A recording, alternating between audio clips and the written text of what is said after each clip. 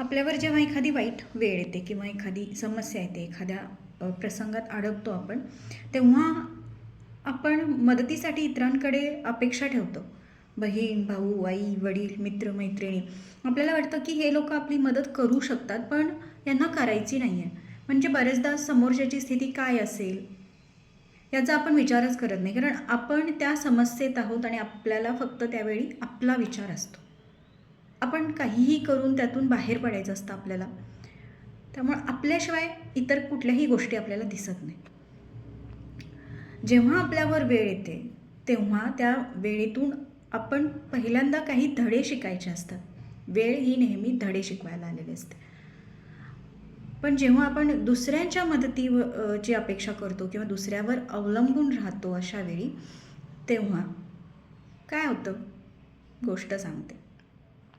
एक छोटी मुलगी असते, लहान 7-8 वर्षांची, आणि जशी सगळी लहान मुलं प्रचंड कुतूहल असतं त्यांच्याकडे, तसंच तिलाही असतं.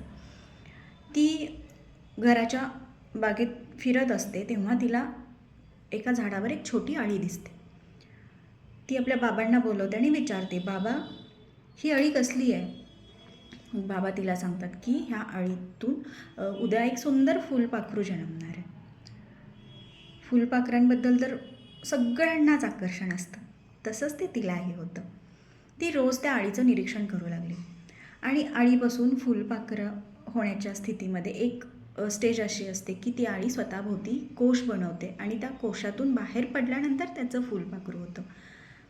तर ती बघत असते की त्या अळीनं स्वतःभोवती कोश विणायला सुरुवात केला आणि एक वेळ येते की तो कोश पूर्ण झालेला असतो आणि ती अळी आतून बाहेर पडण्यासाठी धडपडत असते. तिची ही धडपड ना त्या मुलीला पाहवत नाही. एक दिवस तिला ते न पाहवल्यामुळे ती काय करते की वरून तो कोश फाडून टाकते. तिला असं वाटतं की आपण अळीला फुलपाखरू बनण्यासाठी मदत करतो. पण होतं काय की त्या फुलपाखराचा एकच पंख विकसित झालेला असतो आणि दुसरा पंखच तयार झालेला नसतो. ते फुलपाखरू अपंग जन्मतं आणि थोड्या वेळातच ते मरून जातं. जेव्हा आपण आपल्या परिस्थितीत अशा पद्धतीनं बाहेरच्या लोकांची मदत घेतो, अपेक्षा ठेवतो, तेव्हा आपण ही स्वतःला कमकुवत आणि अपंग बनवत असतो. शक्य तितकं स्वतःच्या हिमतीवर स्वतः त्या प्रसंगातून बाहेर पडण्याचा प्रयत्न करा.